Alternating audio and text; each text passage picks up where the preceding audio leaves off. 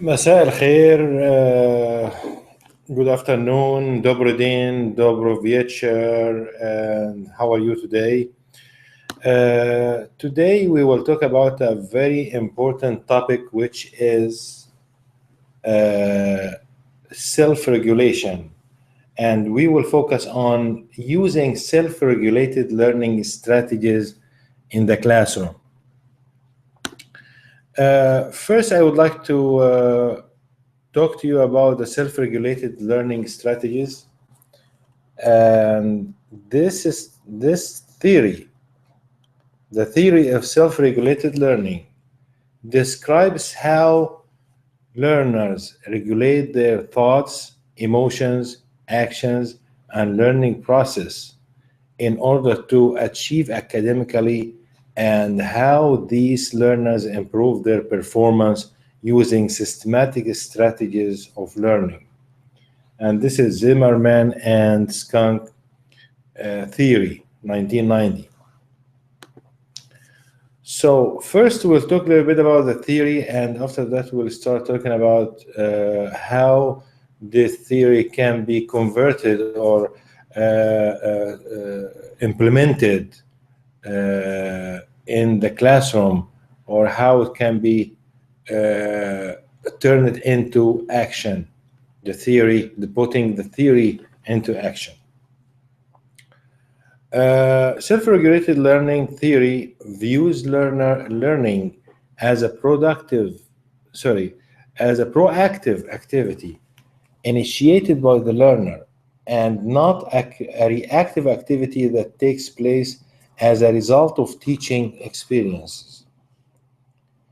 Per the self-regulated learning theory, high achievers are self-regulated learners are able to take control of their own learning experiences.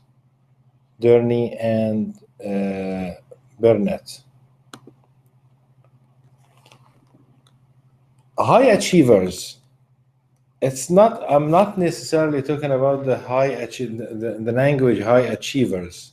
I'm not talking about specifically the field of learning and teaching foreign languages, but I'm talking about learning in general, or not only learning, about any aspect of life. The high achievers or successful people are those who can control their emotions, have self-control, or are able to regulate their thoughts and their behavior. In the field of language acquisition, learners sometimes need to control their emotions and getting over any negative affect that may happen during learning the foreign language, such as boredom or frustration, which happens a lot during learning foreign languages. Self-regulated learners are able to effectively regulate their emotions, and because of that, they are less prone to frustration and learning and anxiety. And frustration and anxiety have been documented to impede learning. Very bad for learning. Of course, there is a lot of literature that documents the importance of self-regulation and learning strategies to language acquisition. There is a specific study that documents the relationship between learning strategies and learners' proficiency of Arabic language. This study examined the cognitive and metacognitive, and we will talk about these strategies later. Those cognitive and metacognitive strategy used among the learners of Arabic in a university of Malaysia. The learning strategies in this study were found very effective in learning Arabic language. So what are the components of self-regulated learning? There is motivation, learning strategies, and self-efficacy. They are the three components of self-regulated learning, and we will talk about each of them. And motivation is divided into, there are two types of motivation: intrinsic motivation and extrinsic motivation. And there are two types of learning that we'll talk about today, about learning strategies: the cognitive learning strategies and metacognitive learning strategies. We will also talk about self-efficacy. Let's start by talking about motivation. Motivation is something that keeps people moving, and came from the Latin word mover, which means movement, which is the desire or the ability to perform any action. Okay, so what is the difference between intrinsic motivation and extrinsic motivation? Intrinsic motivation, it's something that comes from inside the person or student. And extrinsic motivation is something coming from outside. It's self-explanatory. And this thing that's coming from outside, it is motivation, but it's extrinsic. It's like when we put some pressure on students to make them study, to punish them by using grades, or using or even motivate them positively by giving them good grades or awards or ranks, or anything that comes from inside that motivates and inspire and help students to put more effort to learn the language. How about intrinsic motivation? Intrinsic motivation is something, as we said, coming from inside, and it means that it takes place when the students enjoy learning. When they enjoy learning, they want to learn. They want to learn the foreign language because they enjoy it, because they love it, not because they are. They want to do this because of their teachers or because of any punishment or award coming from outside. No, because they love it, they enjoy it. And how can we do this? How can we increase the intrinsic motivation? Because it's very obvious that intrinsic motivation is more important than extrinsic motivation. How can we do this? By making our instruction interesting, by teaching passages and lessons that are relevant to the students' lives and the students enjoying classroom. We need to make our classroom enjoyable. Okay, this was the first component. Intrinsic motivation was the first component of self-regulated learning theory. The second component is learning strategies. And as we said, there are two types of learning strategies: cognitive learning strategies and metacognitive learning strategies. What's cognitive? Cognitive learning strategies, I will give you some examples of cognitive learning strategies. Cognitive learning strategies can be something like listening strategies, reading strategies, translation strategies, speaking strategies. And let's give some examples specifically for these strategies. When we teach students how to learn vocabulary, for example, or the students develop their own strategies for learning vocabulary by, I don't know, by rehearsal. That's a strategy. It works with some students, and other students, they would prefer to use other strategies, such as I don't know, Quizlet website. Some of them, all these are cognitive. Something like flashcards. Cognitive learning strategies for listening can be what? What can be cognitive listening learning strategies? What can be reading learning strategies? Skimming, scanning, immediate recall and protocol. It's a strategy that it's a teaching strategy and learning strategy at the same time. It can be used for teaching. It can be used for assessment, self-assessment. Students can assess their own understanding. There are many skimming and scamming we said for reading. So there are many strategies for cognitive strategies, how to study listening, how to learn reading, how to learn any skill. Some students learn this from each other. Sometimes they develop their own learning strategies. And we see that some students would prefer to listen to the content and summarize it. Summary can be a good strategy. As for speaking, some students would prefer to record, audio record themselves and listen to the recording over and over and until they improve their speaking. Okay, we forgot to talk about metacognitive learning strategies. Metacognition is learning about learning and thinking about thinking. Students should be aware of how they learn.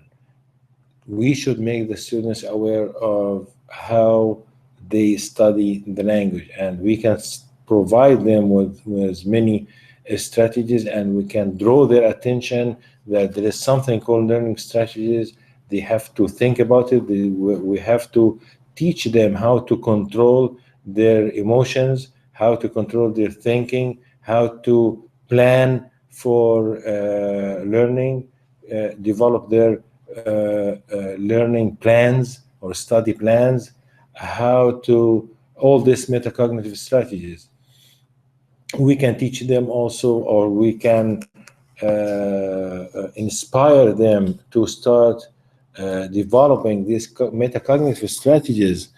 They can learn how to be organized, to organize their learning or their study.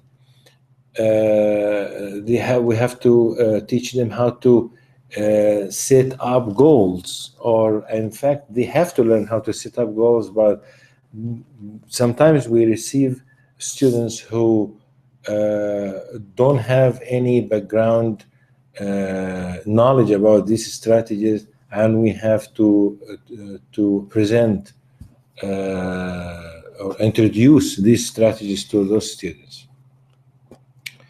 Okay, so there are many ways to promote the development of the usage of these strategies in the classroom. In fact, when you give students questionnaire such as motivated strategy for learning questionnaire, and we will be talking about this later, for assessment for assessing the use of learning strategies, the students will start to think about these strategies. They will start to think about their thinking, how they study. They will start, the questionnaire consists of 81 items, and when the students take this for the first time, they will start learning about how they learn the language, and they will be repeating the questions of the questionnaire to themselves over and over, and they will ask themselves, how do I really learn listening or reading? Why do I have some learning and anxiety or test taking and anxiety? They will start thinking this way. But if we never introduce these strategies or these questionnaires to the students, they will never think about this, or they will reinvent the wheel. They will start gradually develop those strategies slowly, and this may take a long time, and by the end of the course they will have a lot of strategies, but it will be too late. Self-efficacy. What is the meaning of self-efficacy? Self-efficacy, when you say to yourself, yes, I can do this. If you say that, I can do it, you have a high self-efficacy. If you don't have self-efficacy, you say, I don't know if I can do it. I don't think I can do this. I don't think I can learn this language. I don't think I can do this behavior. Or if you are in between, if you are like 50-50, you say, I don't know, I'm not sure. I think maybe I can do it. I am not sure. I will do my best. So you have like 50% of self-efficacy. So what kind of students you want in the classroom? You want the students in the classroom to say, yes, I can do it. I can do this. I can learn this language. I can get the 332. And when they say that, they will achieve it. But you can say, there are many ways to promote this self-efficacy in the classroom. There are many ways, and we'll be talking about this later.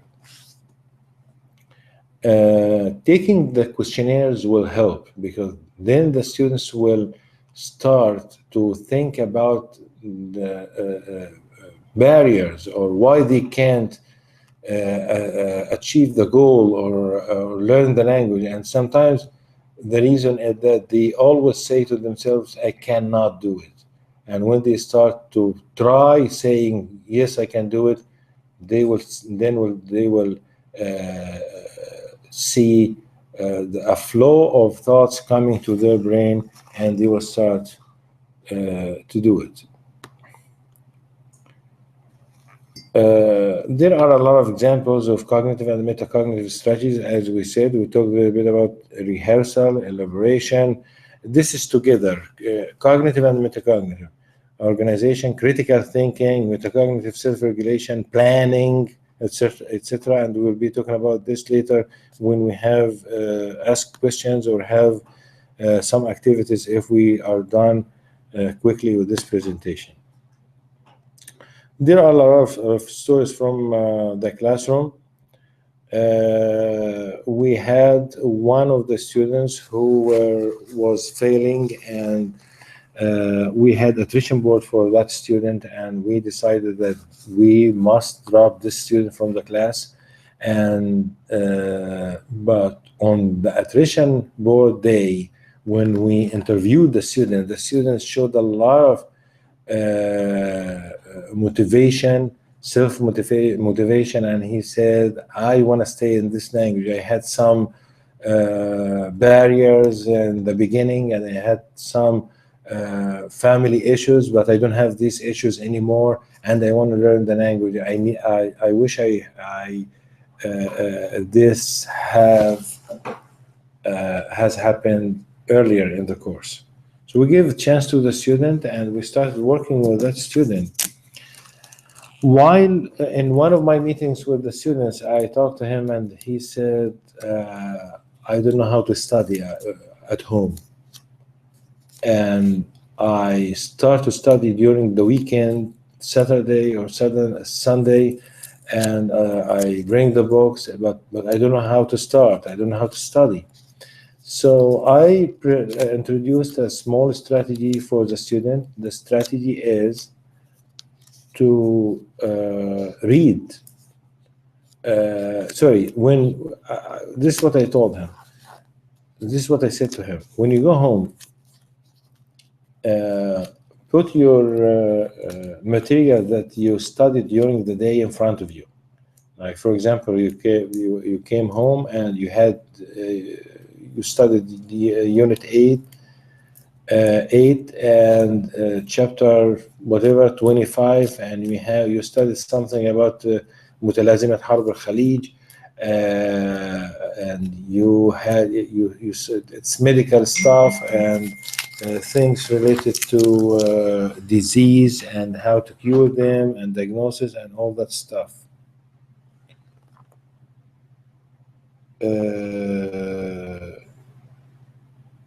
So what happened is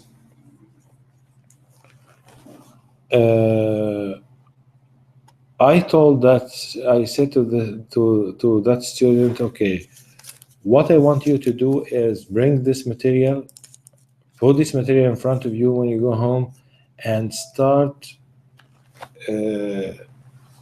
summarizing what you learned during the day in Arabic language or in the target language.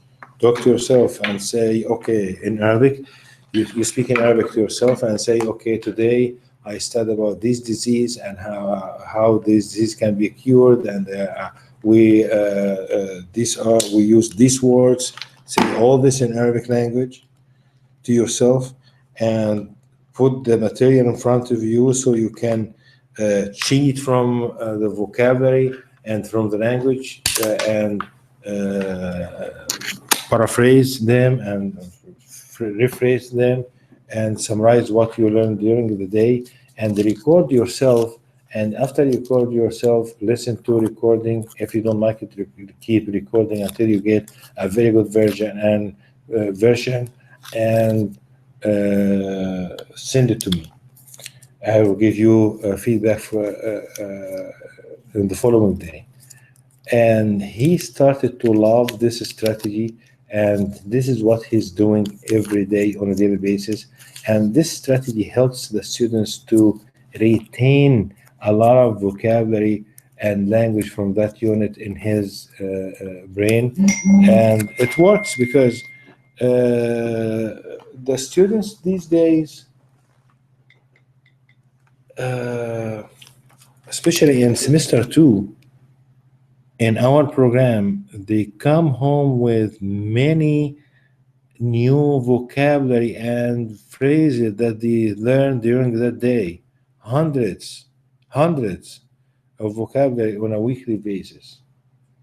One day he said we learned 40, they gave us 40 different new vocabulary and context on that day, but I don't know how to study to retain all these vocabulary in my brain, but this idea helped the students a lot.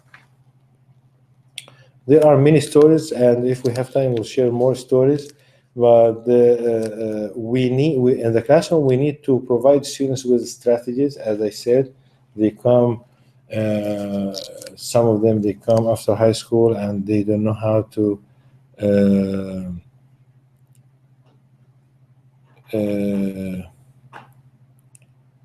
They don't know how to study. We provide them with the strategies. We give them some scaffolding. We can allow also the students to share strategies with each other. We encourage students to develop their own strategies. Give Arabic passages on strategies. I gave before Arabic passages, reading articles in Arabic language on how the brain learns and how to increase your vocabulary. And there were also some passages and reading articles on how the best way, tips on learning Arabic language, how to increase your listening, how to speak the language fluently. And there are many passages on the internet and the target language that cover these topics. And the students read an Arabic language on how to learn Arabic. If they do this, they will learn a lot. So they struggle in learning, and while reading, because it's higher there, of course, than their level. This is like level 3 plus or 4. Some of them, some articles are level 2 plus 3, and we can simplify, make it easier for them, or modify the passage, make it tailor the language of the passage to make it easy for the students before we give it to them. Um, ask students to include strategy in their learning plans that they develop from the beginning of the course, and they should add whenever they have new strategies they added, they can share it with their classmates, and this will change the culture of the classroom completely. And we tried this before, and it works. Uh, we can give questionnaires to the students, and my favorite questionnaire is Motivated Strategies for Learning questionnaire, and it's all about self-regulated learning strategies. It has two different parts. The first part is about motivation. The second part is about learning strategies, cognitive and metacognition, and all the things related to this subjects, such as test taking strategies and learning and anxiety, test and anxiety, self-efficacy, and all this stuff. And this is the link to take the questionnaire. It is a self-reported instrument designed to assess college students' motivational orientation and the use of different learning strategies for a college course. It has 81 items, and there are two parts: motivation and, as we said, learning strategies. It consists of 15 different scales that can be used together or singly. So one time you can use the motivation part, and another time you can give them other parts. So the motivation, intrinsic motivation, it has 4 items, and there are 4 items of extrinsic motivation in that questionnaire, 5 items on motivation, task value, 8 items on self-efficacy, 5 items on test and anxiety, and so on. Students can score themselves or grade themselves, and can interpret and analyze their own questionnaire.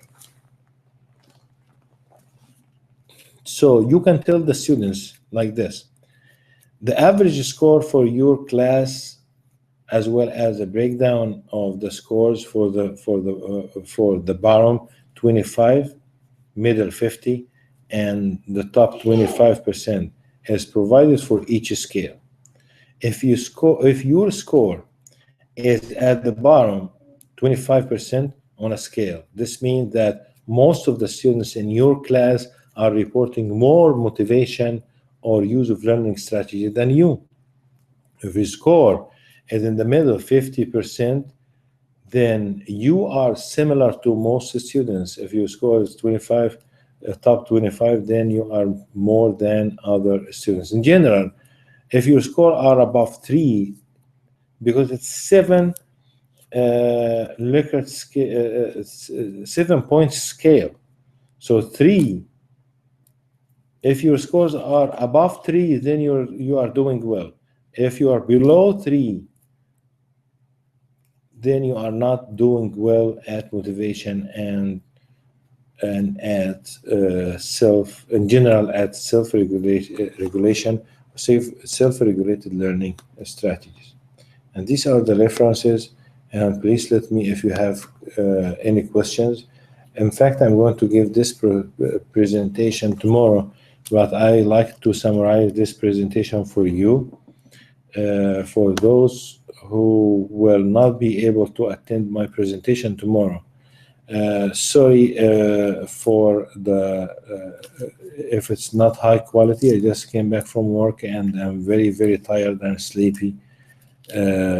So you'll probably see that I'm not focused very well when I give this presentation, but I have some of my colleagues who are not going to attend tomorrow's training day or presentation, and I know that they have good reason or valid reason for that, and they said they wish if they get any information or briefing about that presentation. So this is my gift for them. I recorded I gave a quick